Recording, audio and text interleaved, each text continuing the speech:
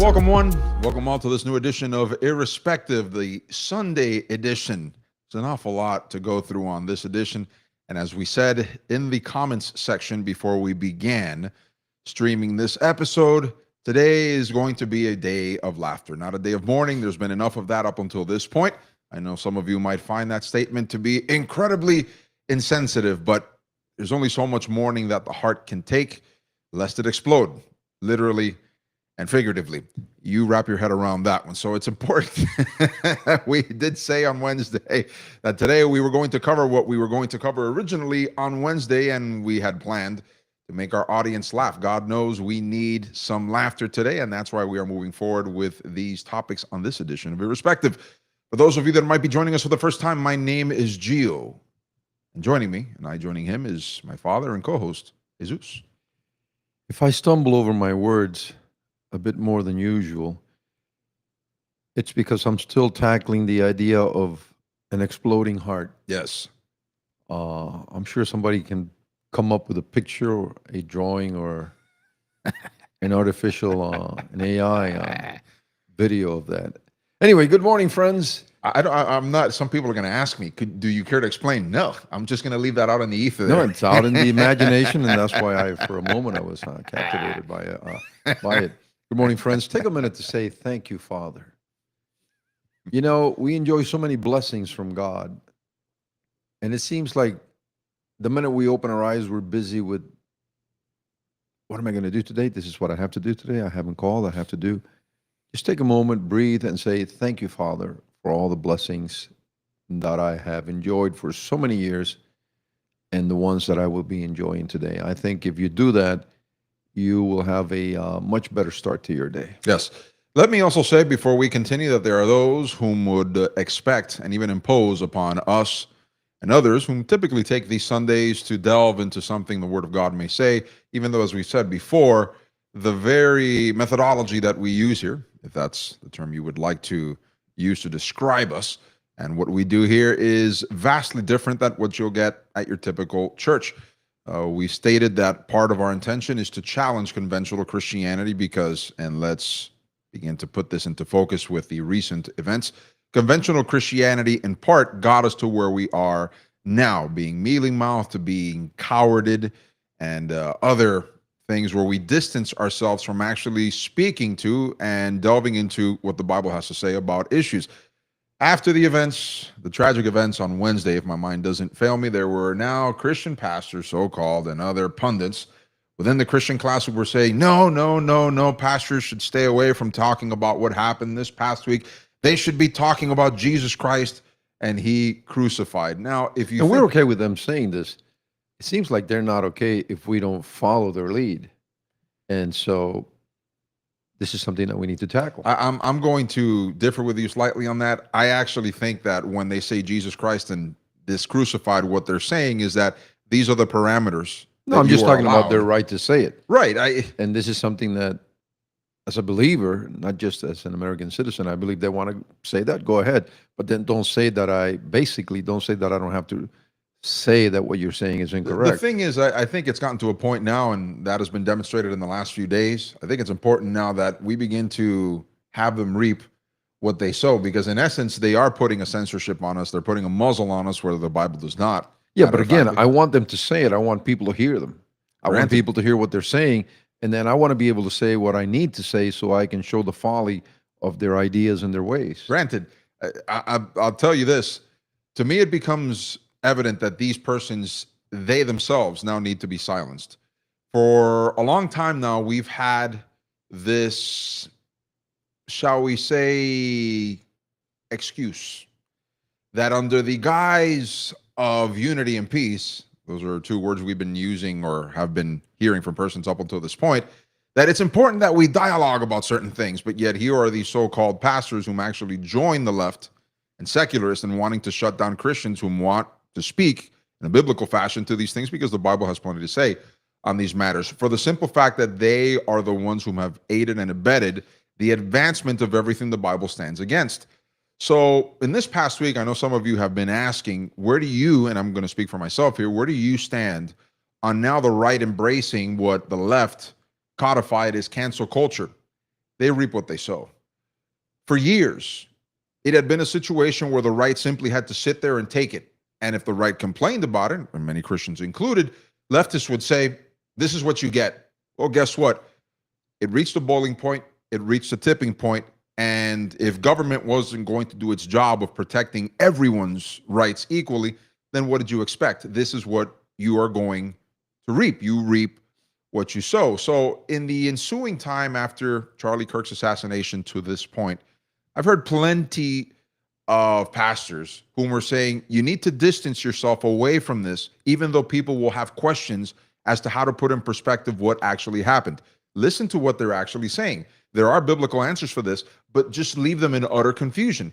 Where do you think those persons are going to go if we do not provide biblical answers, as we did on Wednesday, as we'll continue to do today, among other things? Where do you think those people are going to go? That void that is left by Christians not answering the question is going to be filled by secularists. And let me tell you, throughout the ensuing 5 days or so, they've been trying to give answers that actually have nothing to do with based on reality, but nothing but pure talking points, as is the first case that we are going to profile here. Utah's Spencer Cox. If you don't know anything about this guy, let me give you some background on what this guy is doing in Utah. He portrayed himself as a conservative. He portrayed himself as a staunch Republican. The guy has filled the benches, the judicial benches in Utah, with leftist governors that one of them now is actually demanding that a reliably red state were to redraw the redistricting lines, the gerrymandering as they call it, to make it more favorable to Democrats. He did that. He also presented it as new Americans importing, as it were, illegals into the state under the guise of this is going to help the GDP of the state. And then he also had this to say, I think it was the day after, if my mind doesn't fail me. He had this to say on one of the pressers after they finally, they say, caught the guy. They didn't catch the guy. Trump has been exalting Kash Patel. He's been exalting the FBI. Kash Patel has been exalting the FBI and law enforcement. Guys, let me let you in a little secret. They got lucky. Had the father, according to reports, not turned over his son, had the family not turned over the son, and now there are reports coming out, and yesterday we found this out. Fox News was among the first to report it. The guy was living romantically with a transgender person, even though the left was saying, no, this is a right-winger that shot another right-winger. Try to wrap your head around that one. A right-winger shooting another right-winger, that's illogical. Now we found out that the guy is, in fact, enamored or was involved with some transgender freak. And what ends up happening? We've got Spencer Cox, the governor of Utah, saying this to the country during the pressure. Bad stuff happens. And for 33 hours, I was praying that. By the way, in the chat, let me know if you can hear that. This had to happen here, that it wouldn't be one of us. That somebody drove from another state, somebody came from another country. Sadly, that prayer was not answered the way I hoped for. Just because I thought it would make it easier on us if we could just say, hey, we don't do that here. And indeed, Utah is a special place. We lead the nation in charitable giving. We lead the nation in service every year. But it did happen here. So let me see if I understood, because this needs to be brought forward. You've got a guy here whom just had the murder of one of the most prominent Christians and conservatives in the entire United States, probably the entire world, because that's how big Charlie Kirk's platform had been up until this point. God knows what will happen going forward. But one of the biggest conservative influencers, as it were, especially among the youth, was killed in his state. And what does he go out and say? He actually provides an excuse when he says, I prayed to, we don't know what entity he prayed to. I prayed to that it wouldn't be one of us. In other words, he implied a white, an Anglo-Saxon, a heritage, or some would call ancestral American. But it was. It wasn't a person from another country. It wasn't another person from another state. Wasn't he, in essence, saying that this is to be expected? That's what he was implying. This is to be expected. Because according to the talking points of the media and the politicians, you see, the illegals aren't the ones causing the consternation in the country. It's not this faction. It's actually white, what they'll call Christian males, whom are causing this issue in the country, and we need to do something against it. Did he not just offend the Kirk family? Did he not offend the Kirk ancestry? Did he not, as it were, trample all over the grave of Kirk and his ancestors and ancestral Americans by that very comment? So my answer is yes, but I think there's more to it. One of the things that the LGBTQ movement and the transgender movement has managed to somehow, they've managed to infiltrate it into the American thought, at least in the last, let's say, 5 to 10 years, is that transgenders don't enjoy equal rights. Therefore, and it would take a longer explanation than time allows for today, they need special rights. And so when the incident took place, when the assassination took place, they interviewed the young man that was first in line to ask questions of Charlie Kirk. And he went on to say in this interview that he had conversations with the second person that would be asking questions of Charlie Kirk. And everything seemed to be fine, except that this young man said when the second questioner, second person to ask questions of Kirk came up, he changed his questions and he started going into the whole transgender thing and shootings, transgender shootings, and boom, there came the shot and there goes Charlie. And so my point is that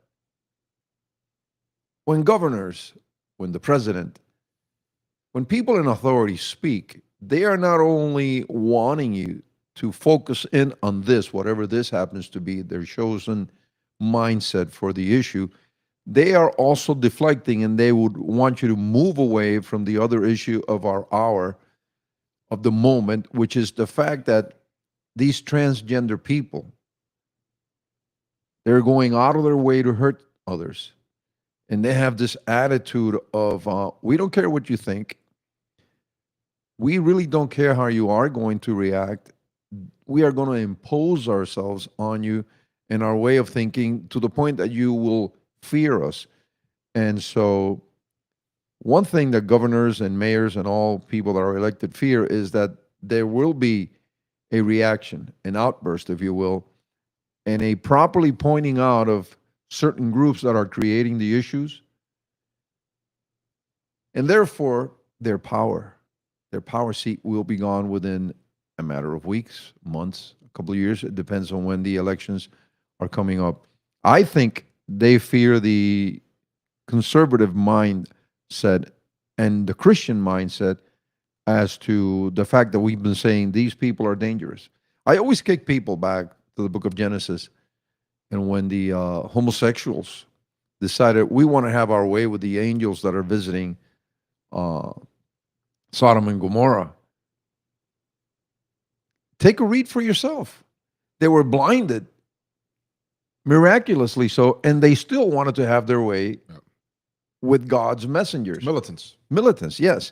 And so I agree with what you're saying, but I think there's also a second layer, and that is what they don't want us to tackle because they're afraid that people are going to go to the streets, they're going to go to the voting booth and do all the legal things that can and should be done to say, we've had enough of this. Yes.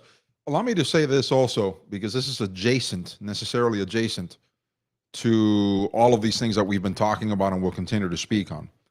Going back to something that we began this episode with, where now Christians, especially those of the mealy-mouthed kind, think Max Lucado, think pastors that up until this point they have refused to talk about these issues because they consider them, or they say that they're divisive and they are not necessarily edifying to the body of Christ. We've already been through all of that as to why they're wrong on this, why they're misleading their sheep. But I do need to mention the following. I said earlier, and I'm not recanting that, by the way, that these people need to be silenced. Remember that Paul himself says in one of his epistles, whose mouths must be silenced.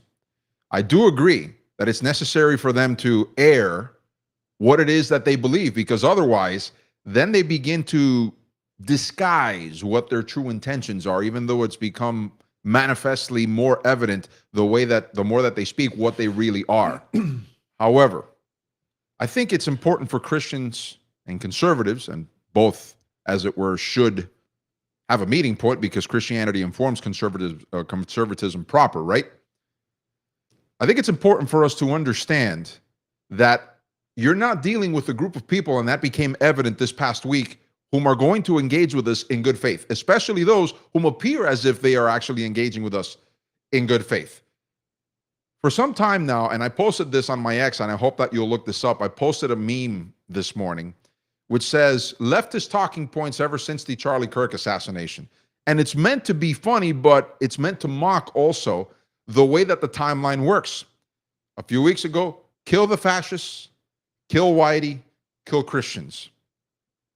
Once Charlie Kirk was assassinated, it's, guys, why are you pointing at us? We don't use inflammatory language. That's not us. Next up, peace and unity. Peace and unity is what we need. That is what we need. Hey, why are you, the guy was a right-winger. He shot another right-winger. Now where we're at is conservatives and Christians need to apologize to the trans community for saying what they've been saying, et cetera, et cetera. Next step, we'll go back to kill the fascists, kill Whitey. Folks, think about this, and some people have pointed this out. Charlie Kirk was the guy, because he was the most visible, who went out there and said, let's talk these things out, let's hash them out, and they killed him for it. And then you've got mealy-mouthed politicians and pastors now saying the following: we need to look for peace and unity. How can you have peace and unity with those whom, for having simple disagreements with them, are willing and celebrating if your life is taken from you, as is the case with Charlie Kirk? How can you have unity with those whom are not only desiring your demise, but actually rejoice over your demise? A lot of that has been said, but this leads to our next point, because I told people in the lead up to this that the Tim Kaine situation that we promised to talk about on Wednesday, that's next. And also the baseball Karen. These things are all interconnected. Case in point. And it's basically, just to, because I know what time usually does to us, Tim Kaine said during a confirmation hearing that for Americans to say that our rights come from God is crazy, and it's making us the same as Iranians, because that's what they believe, which is not true, by the way. And so Tim Kaine, a senator from Virginia, of all places, can you believe that, is saying that our rights, among the seats of the revolution, right? Our rights don't come from God. They come from law and lawmakers. And again, and I say this so many times, a lot of you are just about ready to shut us down and say, why are they talking about this? Then why are you praying for the people that are in power? Why do so many of them tout, Paul says that first and foremost, we should pray for all people, most especially for those that are in power. If you honestly believe that, then God himself, through Paul, is telling us, I want you engaged minimally in the issues of governance and civics.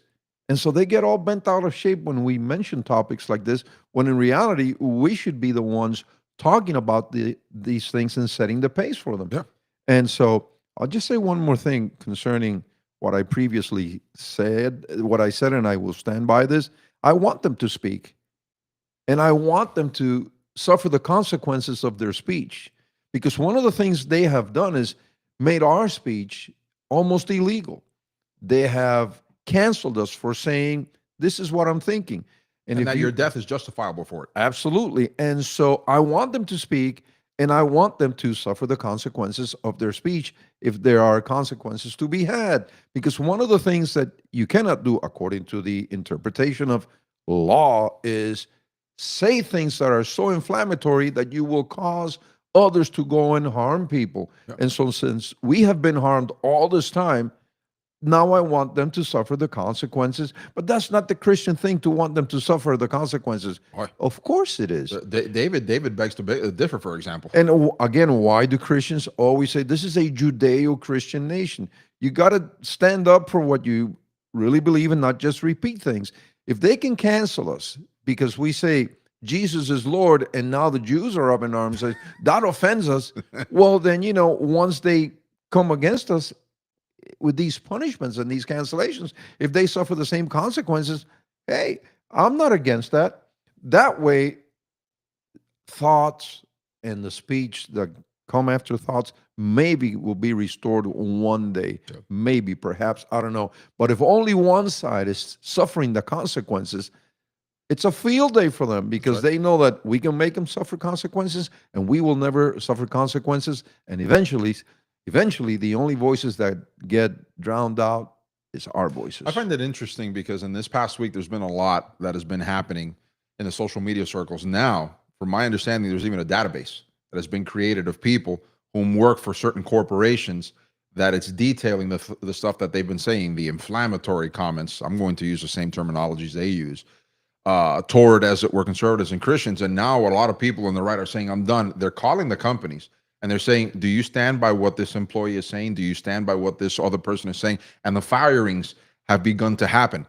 Curiously enough, the very same people who instituted cancel culture, I equate this, I posted this on my personal account on X, I equated this to a bully whom just puts a beating on this kid every single day. And finally, the kid gets tired, punches him back in the nose. And now the bully says, hey, man, why are you so angry, bro? So you caused the issue. You're the one that pushes the person around. You abuse the kid. And finally, when he decides to defend himself, you're the victim. That's exactly what has been happening here. And this is one of the things that Christians, as it were, have been taught for years from the pulpit to sit there and take it with a misinterpretation of turn the other cheek, when in fact, what Jesus meant to say in that, and this is something that doesn't get preached about, because the essential message, the misinterpretation of turn the other cheek is be a rug, be a doormat. Allow yourself to be abused and done with, because this is what Christ would have done. I find that interesting because now that you're talking about this, if you read the book of Revelation, one of the things that appears, and God doesn't dismiss their anger, their righteous anger over their being killed, are the martyrs in the book of Revelation when they ask God rhetorically, how long will it take you to vengeance us? And God says to them, just wait a little bit while longer, and eventually my judgment will be executed for your deaths and the deaths of your forebears, et cetera, et cetera, et cetera. So God So doesn't we can put say away. God gets fed up at one point or another. Exactly. But according to the modern messaging to Christians is, no, you should never get Yeah, fed but up. they'll say, leave the vengeance to me. But there are many instances in the Bible when God says, I'll fight for you. And there are others when God says, take up arms. One of the things Jesus that I said find, that. yes, one of the things that I find interesting is that throughout the years, as you sit there and listen to your pastor preach, he'll tell you the story of Israel and how the children of Israel cried out to God. And God answered their prayers by bringing Moses, and then he brings them out miraculously. And next thing you know, now they have an army that fights these great battles under the leadership of Joshua. And we are inspired by all of that. And then David takes 5 stones, he puts one in there and kills the giant, and wow, glory Oh, and then he to cut off his God. head. Then he cut off his head. That's a bit violent. Yeah. Hallelujah. There's a And sense of then that. we just say, hey, it's time for us to raise our voices. And if they pay consequences, talking about the people that have oppressed us all the time, why can't we see it as God himself saying, enough, I've had enough of Yes. these people oppressing my people? Why can't we see it that way? Exactly. Why are we choosing to say, no, we're still in the crying out to God mode? We're still like, in Egypt, and God is still not doing a thing about it. Why? Why do we have this mentality? Because of the pastors. Now I go back to your opening point that are telling us, no, no, no, no, no, no. No Moses has come along. No leadership has come along. No, no, no, no. This is not God answering prayer. This is still a time for us to be in Egypt, crying out to God, help us, please. Sit down and take it. By the way, some of you might be asking, what are Tim Kaine's comments? That disheveled Virginia senator who could have been vice president, and thankfully he didn't become. What does that have to do with it? Well, I'll explain it to the audience. And by the way, it'll lead to the third incident that we are going to talk about next, which is the Phillies baseball. Karen, think about it. When Tim Kaine begins to equate the proper interpretation of the Declaration of Independence, our rights are granted to us by our Creator, and he says, I find it ridiculous that people don't believe that rights come from government. Folks, think about that. That is essentially the difference between a Christian and a secularist paradigm.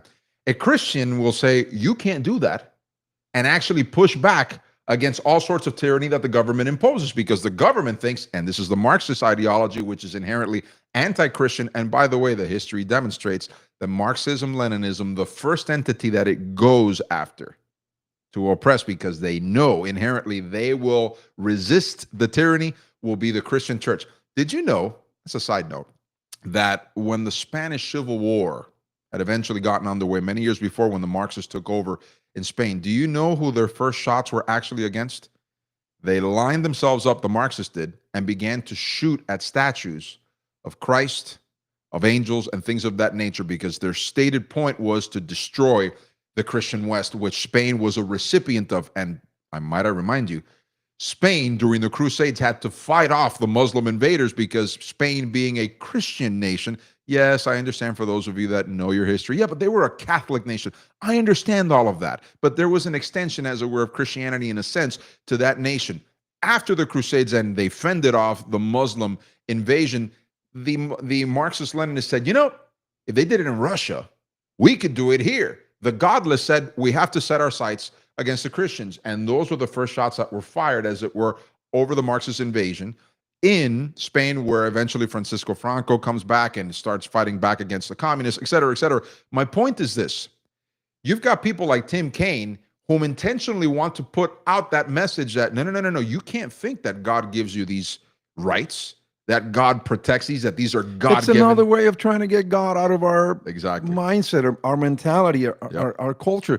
Folks, if you haven't understood that Kirk died not because of the Second Amendment, but because of the First, if you don't understand that this is the issue that took his life or motivated a whack, I'm not going to call him a whack job, a malicious person to take his life, then you still haven't gotten a grasp of what happened here. It's not the Second Amendment that was at play there. No. I wholeheartedly believe, and if we had the time, I would explain it to you, it was all about the First Amendment. No, but I think sensible people, reasonable people will understand what you're saying. Okay. By the way, being that Tim Kaine said what he said, guess what? He gets the reward. Yep. He gets to be designated, folks, retard of the week. He gets to be designated retard of the week, folks. Well, if our rights don't come from God, they come from the government. And by the way,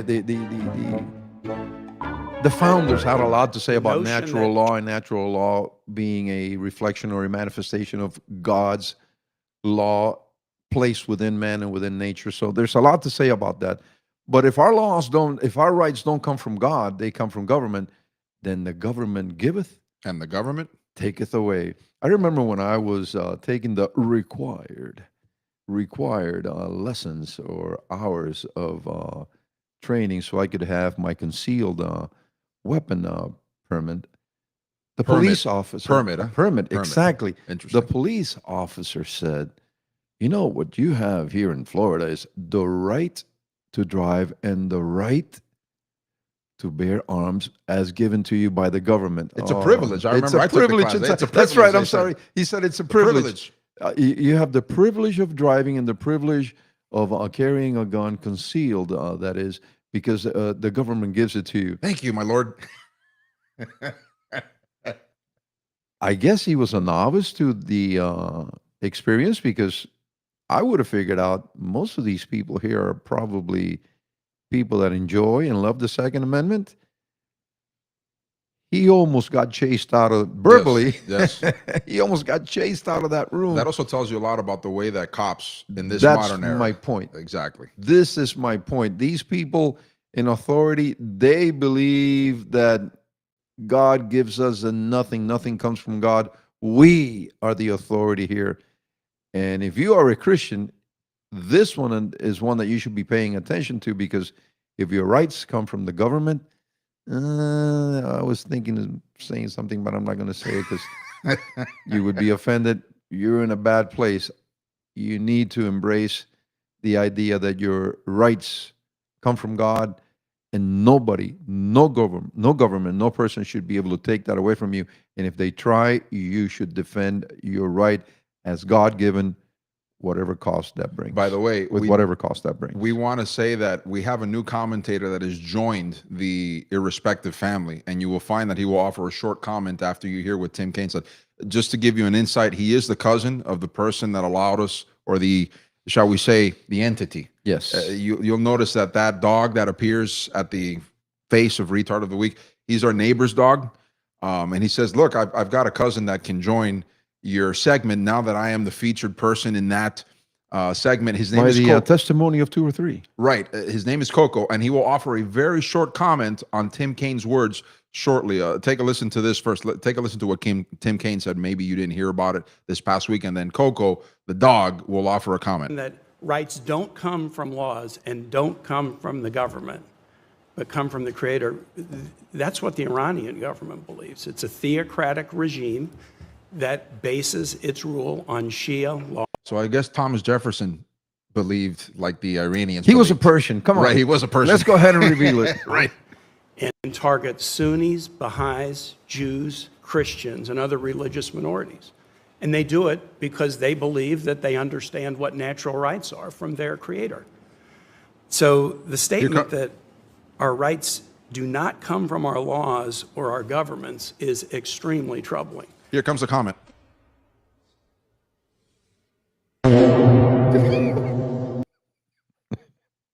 Coco the dog, ladies and gentlemen. We hope that you enjoyed. We hope that you enjoyed his comment very much. Very, very to the point, by the way. Absolutely. Very to the point. One last thing for this edition. We Concise said and precise. yes, absolutely. One more thing that we wanted to cover on this edition was the Phillies baseball Karen. You've all seen the images at this point. You've seen what has happened. A lot to say about that, but there was a shot that they took of her when she finally stole the ball from the young man, which, by the way, the father was the one that handed it over. What a pusillanimous individual, handing over that ball to her. We want to show you that other shot. Pretty impressive, because the cameras from Philadelphia or Miami, because it was the Marlins against the Phillies. We have to bring this dad back on Father's Day. We have, yes. Next year, 2026. And our dog should comment. Yeah, I agree. I agree. That'll be pretty interesting. They did take somebody in a cell phone image, was able to take record what happened after she took the ball. Pretty impressive. It was folks. actually our people that were, Take a and they look. are everywhere. Take a look what happened. Oh, look. She turned into Gollum. She actually turned into Gollum, ladies and gentlemen.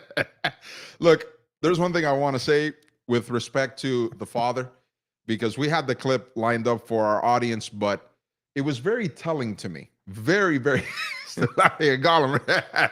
The precious. It was something that the kid said in an interview with the Philadelphia television station, which I found it's still hanging on that one. Right? I told you guys you were going to laugh, that we needed a good laugh today. Something that the kid said, as a matter of fact, let me pull that up for our audience, because I think we can get to it rather quickly. This is during an interview with the Philadelphia television station. Listen to what the kid said, because this to me, a viral and highly unusual situation. He and his success, and ended with an opportunity of a lifetime, a chance to meet. Listen to what the kid says. And quite a bit of attention and a lot of funny memes and internet stuff. Pretty crazy. The Feltwells tell us they do not know the woman who approached them and are not expecting to hear from her. We tried all weekend to find her ourselves and give her an opportunity to share her side of the story. But so far, her identity remains a mystery. You can watch the full interview with Drew and his son on NBC. Hold on, I think I might have skipped it. Give me a second. Moment. So I try to keep that mentality, and I guess it shined through. This dad says despite everything that happened, the night was still a success and ended with an opportunity of a lifetime. I think, hold on, guys. Once it got going, you could feel the depth of how many boos from the stadium. I wasn't very happy that we had to give it to her, but we can't win. She was gonna get it anyways. The incident quickly went viral. Boy, oh boy. If that doesn't tell you anything about what this guy thinks about his dad and what his dad and his parents have taught him, I think the comment, frankly, speaks for itself, doesn't it? The comment practically speaks for itself. Why would you as a father relent to that Karen? Then again, this is the manifestation of feminism in our day and age. Women can throw the tantrums. Women can behave in this unhinged manner. They can become hysterical. They can demand, and the men just have to sit over and take it. And why is it that we're here? Because men, as it were, have allowed these women to cow them into this sort of a situation. This And kind now they're of teaching this to the boys. this kind of parental behavior stays with you. I remember as a child. What was the reaction, by the way? You told me when he gets. Yes, you have to take a look at that when you get a chance to look for the video. I remember there was this bully in our neighborhood, and me and a couple of other friends were just tossing some baseballs, and he decided that he wanted to hurt us. And so he had some pepper. I believe it's cayenne pepper, something that was really hot, and he approached one of my friends and started rubbing it in his lips. And then it was the other one, because we tried to tackle him and defend ourselves. Next thing you know, we have lips like Botox could never do for anybody. Kim Kardashian would be envious. And so I told the bully, my brother's going to put a whooping on you. My brother is going to put a whooping on you. At this stage in my life and in my brother's life, my brother used to be called Magilla. He was like this. Football player, huge. And I was a scrawny little kid that had just arrived in this country, and I probably still had Cuban worms inside me, feasting at the American food that I was finally getting. And he said, your brother ain't going to do nothing to me. And so we walked, and he followed us. He followed us home. And I called my brother, and I said, look what this guy has done to us. And Magilla just looked at the young man, looked at us, and he turned his back, and he went back to his room. To this day, I remember the incident. And to this day, Instead of standing up for the weak, as it were, because you were just kids. to this day, I feel defrauded by my brother. And he knows exactly how I feel. Yep. How I feel. Yep. So let's see. Maybe this kid will go on to believe his dad did a great thing, but he spoke his heart. I didn't want to return to baseball. I wanted to keep that baseball. It was his birthday. Yes. It was a celebration. Exactly. And so, dads, be careful. Now I go back to where we started today with what pastors are telling you, because it's not just the feminist movement that is taking away men's proper place in life. It's a lot of the pastors and a lot of the people that are doing pulpit work that are telling men to stop behaving like men and just adopt this pusillanimous mentality, because it'll take you a long, long way. And look how long it's taken for men to finally say, we've had enough, and the kind of issues that we've had to deal with, and even the assassination of one young man who was bringing back, not like others, because Kirk was the most popular, but he was not the most clear voice as it pertains to restoring manhood. Yeah. Or man back to the manhood that God gave us. But he was a small voice out there, nevertheless. Look at all the suffering and all it's taken to bring this back, just to have this other guy say, Yep. here, my kid doesn't need a baseball. You can have it. And of course, the other people came in and did the right thing. We get you a little goodies bag, Right. and I'm going to sign a But bag for you. almost no denunciations for the Karen. And it took away the moment. It did. That moment can never come back. It's true. And it cannot be matched. It's true. By the way, folks, some of you have been asking, what was it that woman said to the man? And there have been some clips posted from people who were surrounding the event, who were filming it, but they only caught the latter portion when she said, that's my ball. You took my ball. It had been a couple of weeks since we had debuted Kukomanda GPT. And we figured, maybe if we put our large language model, Yes. our in-house algorithm expressed as Kukomanda GPT at work here, maybe, even though her back was turned to the initial camera, can give us an understanding as to what was said between the two. We have people everywhere. We are probably in more places than Mossad. Yeah.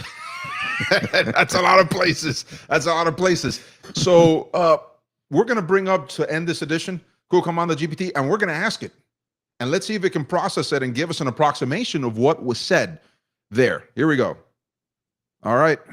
Kukomanda GPT, it's obviously loading So let me go ahead and prepare my keyboard here and ask it the question. Give it a second to load. Let's see. How do I phrase this question? Manda. Okay. I think because you have to phrase it right. Here we go. Kukamanda, could you caption the interaction between the Phillies Karen and the father she berated at a recent Marlins game, even though the video doesn't capture her mouth moving?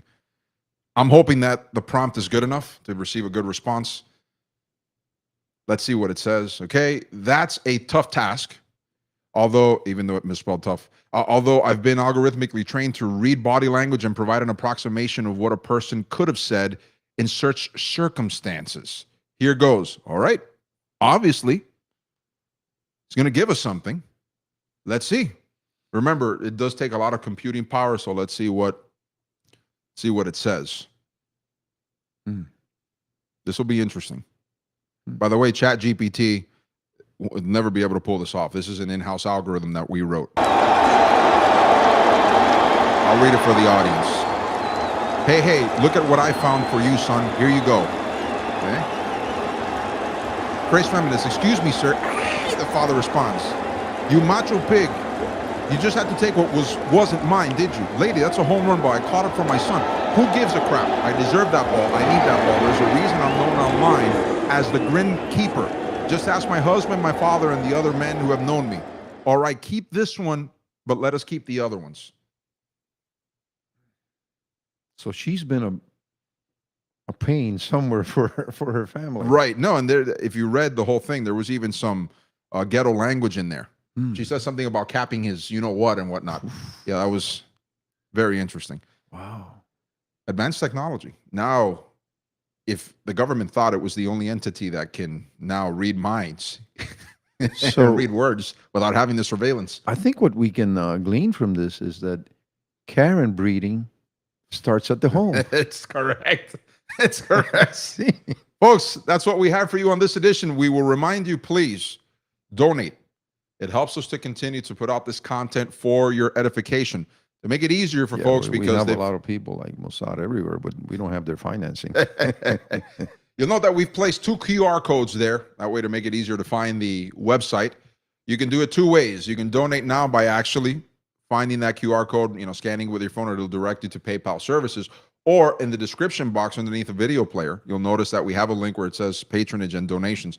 Click on that and help us financially. It helps us to continue to put out this content for your edification. Last but not least, if you have not yet subscribed, if you have not yet clicked on the notification bell and given us a thumbs up, please do that. If you're on YouTube, if you're on Rumble, please do that. That way, our content would begin to be shared with others. And also you personally, we ask you to share our content with others. Lastly, we would encourage you, please, please, please, please, do not forget to watch on Wednesday. It's our next stream will be at 8:30 p.m. Eastern Standard Time. That'll be the next time that we stream. Wednesday, 8:30 p.m. Eastern Standard Time, again through X, through Rumble, and through YouTube. Wednesday, 8:30 p.m. Eastern Standard Time. That's all the time we have left. Thank you so much for joining us. Until the next occasion that we gather, may the Lord shine his face upon you.